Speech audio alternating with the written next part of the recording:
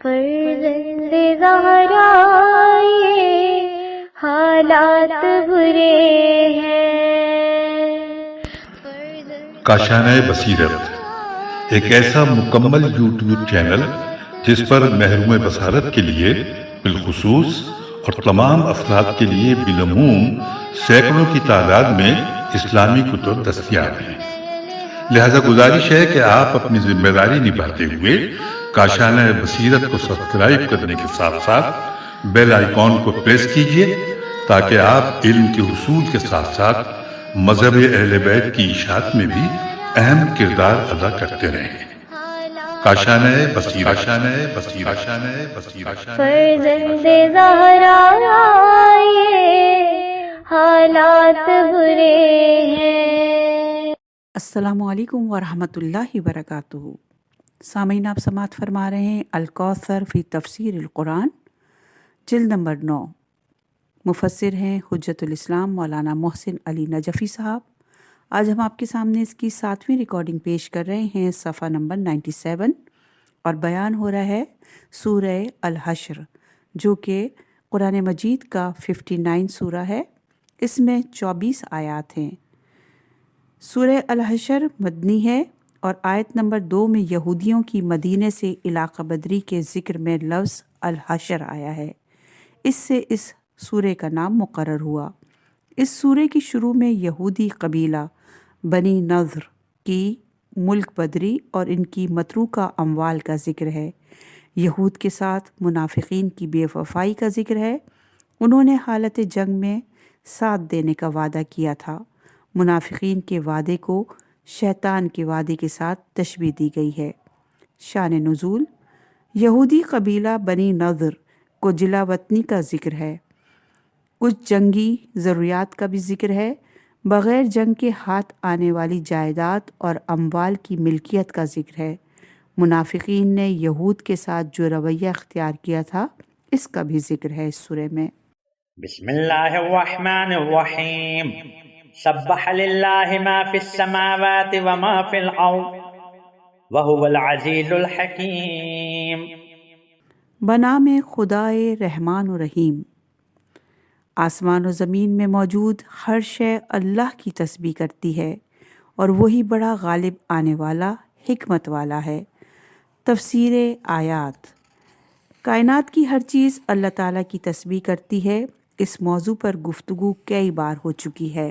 هو الذی اخرج الذین کفروا من اہل الكتاب من دیارهم لأول الحشر ما ظننتم ان يخرجوا وظنوا انهم مانعتهم حصونهم من الله فأتاهم الله من حيث لم يحتسبوا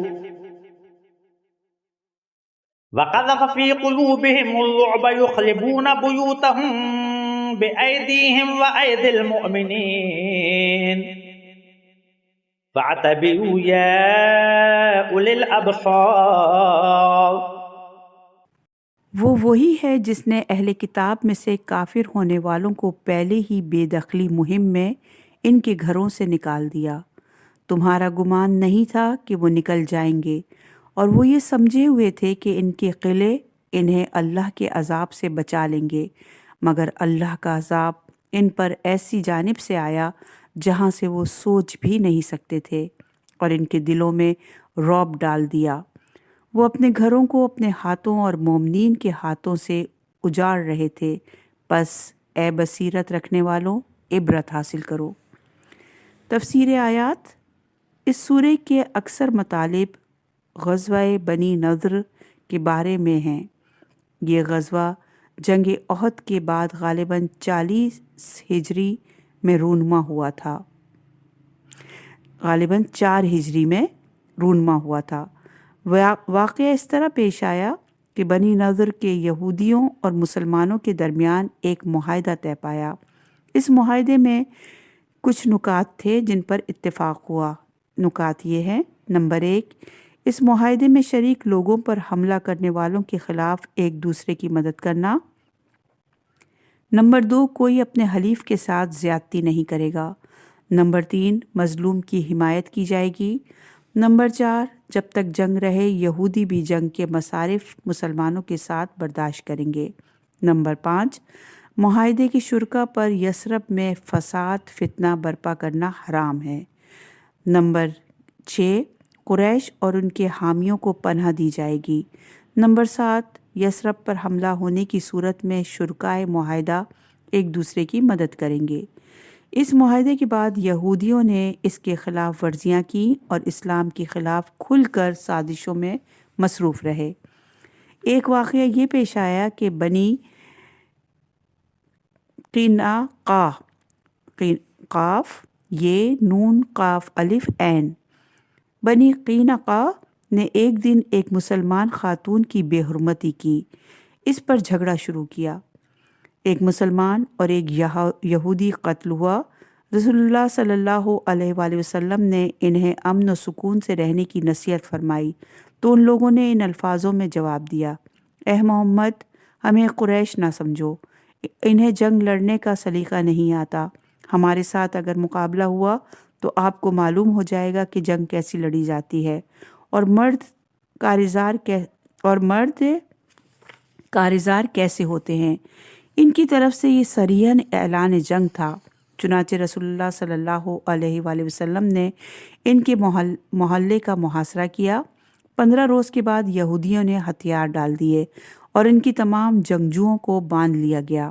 بعد میں عبداللہ بن ابی رئیس المنافقین کی مداخلت پر رسول اللہ صلی اللہ علیہ وآلہ وسلم نے فیصلہ فرمایا کہ بنی قینقاع اسلحہ اور سامان چھوڑ کر مدینے سے نکل جائیں۔ دوسرا واقعہ یہ پیش آیا کہ مسلمانوں سے بنی عامر کے 2 آدمی غلطی سے قتل ہو گئے جبکہ ان کے ساتھ معاہدہ تھا، اور وہ چونکہ بنی عامر کے ساتھ معاہدے میں بنی نضیر کی یہودی بھی شریک تھے، اس لیے اس خون بہا میں شرکت کی دعوت دینے خود رسول اللہ صلی اللہ علیہ وآلہ وسلم بنی نضیر کے ہاں تشریف لے گئے۔ ان لوگوں نے آپ صلی اللہ علیہ وآلہ وسلم کو ایک جگہ بٹھا کر اوپر سے ایک بھاری پتھر گرا کر آپ صلی اللہ علیہ وآلہ وسلم کو شہید کرنے کی سازش کی۔ اللہ نے فوراً آپ کو اطلاع دی اور آپ فوراً وہاں سے اٹھ کر مدینہ تشریف لے آئے اور بنی نضیر کا 10 دن کے اندر مدینہ چھوڑنے کا حکم دے دیا۔ لیکن ان یہودیوں نے یہ حکم نہ مانا تو رسول اللہ صلی اللہ علیہ وآلہ وسلم نے ان کا محاصرہ کیا۔ چند دنوں میں وہ اس شرط پر مدینہ چھوڑنے پر آمادہ ہو گئے کہ اس اسلحہ کے سوا سارا مال و متاع ہمراہ لے جائیں گے۔ چنانچہ مدینے کی سرزمین ان یہودیوں سے پاک ہو گئی۔ نمبر 1، لا اولا حشر، لا حشر منتشر افراد کو جمع کر کے نکالنے کے معنوں میں ہے، لہٰذا اول الحشر کے معنی یہ ہوئے کہ اللہ نے ان یہودیوں کو پہلے حشر میں نکال دیا، دوسرے تیسرے حشر یعنی بے دخلی مہم کی ضرورت پیش نہیں آئی، لہٰذا اس جگہ حشر ثانی کی تلاش ضروری نہیں ہے، جیسا کہ مفسرین نے تلاش کرنے کی کوشش کی ہے۔ نمبر 2، مسلمانوں کا خیال تھا کہ یہود اپنے مضبوط قلعوں سے نہیں نکلیں گے چونکہ قلعہ فتح کرنا بہت مشکل تھا۔ اول تو قلعے بہت مضبوط ہیں، ثانیاً ان یہودیوں کی تعداد بھی خاصی ہے، ثالثاً ان کے پاس اسلحہ کی بھی کمی نہیں۔ نمبر 3، خود یہودیوں کا بھی یہی خیال تھا اور انہیں اپنے قلعوں پر ناز تھا کہ ہمارے قلعے کون فتح کر سکتا ہے۔ نمبر 4، اللہ نے ان پر ایک ایسے نقطے سے حملہ کیا جو ان کے وہم و گمان میں بھی نہ تھا، وہ نقطہ ان میں موجود ہمت تھی، چنانچہ ان کی ہمت پست ہو گئی اور ان میں قوت مقابلہ نہ رہی، ان کے دلوں میں اللہ تعالیٰ نے رعب ڈال دیا۔ نمبر 5، وہ اپنے گھر اپنے ہی ہاتھوں اس لیے خراب کر رہے تھے تاکہ مسلمانوں کے لیے قابل استعمال نہ رہیں۔ نمبر 6، اور مومنین نے بھی ان کے قلعوں کو توڑنا شروع کیا، اس طرح دونوں فریقوں کے ہاتھوں ان کی آبادی تباہ ہو گئی۔ نمبر 7، انقلہ بند یہودیوں کو ذلت آمیز شکست دینے، اپنی ہی آبادی اپنے ہاتھوں تباہ کرنے اور جلا وطن ہونے میں ان سب کے لیے ایک درس عبرت تھا جو اسلام کے مقابلے میں آنا چاہتے تھے۔ ولولا ان كتب الله عليهم الجلاء لعذبهم في الدنيا وَلَهُمْ فِي الْآخِرَةِ عَذَابُ النَّارِ۔ اور اگر اللہ نے ان پر جلاوطنی لکھ دی ہوتی تو انہیں دنیا میں ضرور عذاب دیتا اور آخرت میں تو ان کے لیے ہی جہنم کا عذاب ہے۔ تفسیر آیت: اگر ان یہودیوں نے جلاوطنی اختیار نہ کی ہوتی اور مسلمانوں سے جنگ کرتے تو دنیا میں ان پر قتل، اسیری اور غلامی کی صورت میں عذاب آ جاتا اور آخرت میں تو یہ لوگ جہنم میں ہمیشہ رہیں گے۔ ذَلِكَ بِأَنَّهُمْ شَاقُّوا اللَّهَ وَرَسُولَهُ وَمَن يُشَاقِّ اللَّهَ فَإِنَّ اللَّهَ شَدِيدُ الْعِقَابِ۔ یہ اس لیے ہے کہ انہوں نے اللہ اور اس کے رسول سے دشمنی کی، اور جو اللہ سے دشمنی کرے تو اللہ یقیناً سخت عذاب دینے والا ہے۔ تفسیر آیت نمبر 1: یہ ذلت اور رسوائی اس لیے اٹھانا پڑی کہ ان یہودیوں نے اللہ اور اس کے رسول کے ساتھ دشمنی کی۔ نمبر 2: پھر ایک کلی حکم بیان فرمایا، جو شخص بھی اللہ تعالیٰ کی دشمنی کا ارتکاب کرے گا تو اسے عذاب سے دوچار ہونا ہوگا۔ ما قطعتم من لینۃ او ترکتموها قائمۃ علی اصولها فبإذن اللہ وليخزي الفاسقین۔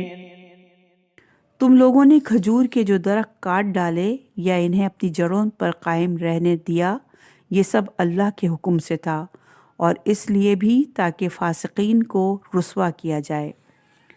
تشریح کلمات: کھجور کے درخت کو کہتے ہیں لینہ، لام یہ نون تے۔ تفسیر آیات نمبر 1: جب مسلمانوں نے بنی نضیر کو محاصرے میں لیا تو ان یہودیوں کی بستی کے اطراف میں ایسے گھنے نخلستان موجود تھے جو فوجی نقل و حرکت میں حائل تھے، انہیں کاٹ دیا، اور جو درخت نقل و حرکت میں رکاوٹ نہیں بنتے تھے انہیں سالم رکھا گیا۔ نمبر 2: کچھ درختوں کا کاٹنا اور کچھ کا نہ کاٹنا اللہ تعالیٰ کے حکم اور جنگی حکمت عملی کے مطابق تھا۔ اس حکمت عملی کا ذکر خود اللہ تعالیٰ نے اگلے جملے میں ارشاد فرمایا۔ نمبر 3: ان فاسق اہل کتاب کی رسوائی کے لیے بھی ایسا کیا گیا کہ محاصرے کے دوران جب ان کے نخلستان کے درخت کاٹے جا رہے تھے تو ان کی نخوت کا سر نیچا ہو گیا۔ جس اقتصادی بنیاد پر ان کا تکیہ تھا اس پر ضرب لگتے دیکھ کر ان کی کمر ہمت ٹوٹ گئی اور ان کے غرور اور نخوت کی ناک زمین پر رگڑ گئی۔ یہ تھی حربی حکمت عملی، ورنہ اسلامی حربی اخلاقیات میں درختوں اور فصلوں کو بلا وجہ صرف انتقامی بنیاد پر نقصان پہنچانا ممنوع ہے۔ لہٰذا کچھ درخت کا کاٹنا اور کچھ کا نہ کاٹنا اصحاب کے اپنے اجتہاد سے نہ تھا، جیسا کہ بعض اجتہاد اور قیاس کے دلدادہ لوگوں کا خیال ہے۔ وما افاء اللہ علی رسولہ منہم فما اوقفتم علیہ من خیل ولا رکاب ولكن اللہ یسلط رسلہ علی من یشاء واللہ علی کل شیء قدیر۔ اور ان کے جس مال غنیمت کو اللہ نے اپنے رسول کی آمدنی قرار دیا ہے اس میں تمہارا کوئی حق نہیں، کیونکہ اس کے لیے نہ تو تم نے گھوڑے دوڑائے اور نہ اونٹ، لیکن اللہ اپنے رسولوں کو جس پر چاہتا ہے غالب کر دیتا ہے، اور اللہ ہر چیز پر خوب قادر ہے۔ تشریح کلمات: افاء الفی کے معنی اچھی حالت کی طرف لوٹ آنے کے ہیں۔ اللہ یہاں تک کہ وہ خدا کے حکم کی طرف لوٹ آئے۔ اسلامی اصطلاح میں فی اس مال کو کہتے ہیں جو کفار سے مسلمانوں کے ہاتھ میں آئے، یعنی باحقدار رسید کے عنوان سے اس مال کو فی کہتے ہیں۔ چنانچہ فی غنیمت اور انفال ایک ہی معنی میں استعمال ہوتے ہیں۔ چنانچہ سورہ احزاب کی آیت نمبر 50 میں ارشاد باری تعالیٰ ہے، اے نبی، ہم نے آپ کے لیے آپ کی وہ بیویاں حلال کی ہیں جن کے مہر آپ نے دے دیے ہیں، اور وہ لونڈیاں بھی جو اللہ نے بغیر جنگ کے آپ کو عطا کی ہیں۔ اس آیت میں غنیمت میں آنے والی کنیزوں کے لیے لفظ آفا فی استعمال کیا گیا ہے۔ تفسیر آیت نمبر 1، پہلے ذکر ہو گیا فی مطلق آمدنی کو کہتے ہیں۔ آگے اس آمدنی کی چند ایک صورتیں بن جاتی ہیں، ہر صورت کا حکم الگ ہے۔ نمبر 2، اگر یہ آمدنی غیر مسلموں سے بغیر جنگ کے ہاتھ آ گئی تو یہ آمدنی صرف اور صرف رسول اللہ کی خصوصی ملکیت ہوگی۔ چنانچہ اس آیت کا یہی موضوع ہے اور شان نزول بنی نذیر کے اموال ہیں جو بغیر جنگ کے ہاتھ آ گئے تھے۔ یہ بات علم تفسیر میں ایک مسلمہ ہے کہ لفظ کے عموم کا اعتبار کیا جاتا ہے، سبب نزول کی خصوصیت کا نہیں۔ چنانچہ آیت میں آفا آمدنی بنائی کی تعبیر کے ساتھ، لیکن اللہ اپنے رسولوں کو جس پر چاہتا ہے غالب کر دیتا ہے کی تعبیر میں تصریح ہے کہ جو مال بغیر جنگ کے ہاتھ آتا ہے وہ رسول اللہ صلی اللہ علیہ وآلہ وسلم کی ذاتی ملکیت ہو جاتا ہے۔ قرآن کی قائم کردہ اس کلی حکم کے تحت اموال بنی نذیر، قریظہ، فدق، خیبر، ارینا، ینبی، الصفرہ اور وادی قرا وغیرہ کی املاک رسول اللہ صلی اللہ علیہ وآلہ وسلم کی ذاتی ملکیت تھی۔ اموال بنی نذیر کا جو ذکر روایات میں ملتا ہے کہ یہ رسول اللہ صلی اللہ علیہ وآلہ وسلم کی ملکیت ہیں، وہ بطور نمونہ و مثال ہے، بطور حصر نہیں۔ چنانچہ حضرت عمر کا یہ قول مشہور ہے کہ بنی نذیر کے اموال ان اموال میں سے تھے جنہیں اللہ نے اپنے رسول کے لیے آمدنی بنایا، جن پر نہ تو مسلمانوں کے گھوڑے دوڑائے نہ اونٹ، بس یہ رسول اللہ صلی اللہ علیہ وآلہ وسلم کی خاص ملکیت تھی جسے اپنے گھر والوں پر خرچ کرتے تھے۔ اور یہ حدیث جو ہے صحیح بخاری، صحیح مسلم، ترمذی، ابو داؤد اور نسائی میں موجود ہے۔ امام فخر الدین رازی اس آیت کے ذیل میں لکھتے ہیں، مفسرین نے یہاں 2 صورتیں بیان کی ہیں۔ پہلی صورت یہ ہے کہ یہ آیت بنی نذیر کے بارے میں نازل نہیں ہوئی چونکہ اس میں مسلمانوں نے گھوڑے دوڑائے تھے اور اونٹ بھی، اور رسول اللہ صلی اللہ علیہ وآلہ وسلم اور مسلمانوں نے ان کا محاصرہ کر لیا تھا، بلکہ یہ آیت فدق کے بارے میں نازل ہوئی کیونکہ اہل فدق خالی کر کے نکل گئے تھے، اس لیے فدق کی بستی اور اموال جنگ کے بغیر رسول اللہ صلی اللہ علیہ وآلہ وسلم کے ہاتھ آ گئی تھی۔ چنانچہ رسول اللہ صلی اللہ علیہ وآلہ وسلم فدق کے غلبے سے اپنا اور اپنے اہل و عیال کا خرچہ لیتے تھے اور باقی اسلحہ اور سواری کے جانوروں پر خرچ کرتے تھے۔ دوسری صورت یہ ہے کہ یہ آیت بنی نذیر کے بارے میں نازل ہوئی ہے۔ بلازری نے فتوح البلدان صفحہ نمبر 36 میں لکھا، خیبر سے واپسی کے موقع پر رسول اللہ صلی اللہ علیہ وآلہ وسلم نے مہیسہ بن مسعود انصاری کو اہل فدق کی طرف اسلام کی دعوت دینے کے لیے بھیجا۔ اہل فدق کے یہودی رئیس کا نام یوشع بن نون تھا۔ ان لوگوں نے رسول اللہ صلی اللہ علیہ وآلہ وسلم کے ساتھ فدق کے نصف زمین پر مصالحت کی پیشکش کی جو قبول کی گئی، لہٰذا نصف فدق خالص رسول اللہ صلی اللہ علیہ وآلہ وسلم کا ہوگا، چونکہ اس پر مسلمانوں نے نہ گھوڑے دوڑائے نہ اونٹ۔ دوسری روایت میں یہ واقعہ اس طرح بیان ہوا ہے کہ جب خیبر کے کچھ لوگوں نے جو قلعے میں پناہ لے کر باقی رہ گئے تھے نبی کریم صلی اللہ علیہ وآلہ وسلم سے مصالحت کی درخواست کی، انہیں قتل اور قید نہ کیا جائے، اور اہل فدق نے جب یہ سنا تو انہوں نے بھی رسول اللہ صلی اللہ علیہ وآلہ وسلم سے مصالحت کر لی۔ اور یہ روایت، یہ حدیث بھی موجود ہے الخمیس کی جلد نمبر 2 اور صفحہ نمبر 64 پر، تاریخ کامل ابن اسیر جلد نمبر 2 صفحہ نمبر 85، تاریخ الابو الفلاح جلد نمبر 1، تاریخ ابو الفدا جلد نمبر 1 صفحہ نمبر 148، روز الانف جلد نمبر 2 صفحہ نمبر 408۔ دوسری صورت کی تائید اس سے ہوتی ہے کہ تقریباً تمام مفسرین نے اس بات پر اتفاق کیا کہ رسول اللہ صلی اللہ علیہ وآلہ وسلم نے اموال بنی نذیر کو 5 حصوں میں تقسیم نہیں فرمایا، جو باقی اموال غنیمت کا حکم ہے۔ دوسری صدی کے مفسر ابو زکریا یحییٰ بن زیاد فراخ اپنی تفسیر معانی القرآن میں اس آیت کے ذیل میں لکھتے ہیں کہ نبی صلی اللہ علیہ وآلہ وسلم نے بنی نذیر، قریظہ اور فدق کی غنیمت حاصل کی تو رئیسوں نے کہا اس میں سے سرداروں کو جو حصہ ملا کرتا ہے وہ آپ رکھ لیں، باقی 4 حصے ہمارے لیے کر دیں۔ اس پر یہ تفسیر آ گئی کہ ان بستیوں میں گھوڑوں کے ساتھ کوئی لڑائی نہیں ہوئی اور نہ ان بستیوں کی طرف اونٹوں پر چلے ہیں، بلکہ تم اپنے پیروں پر چل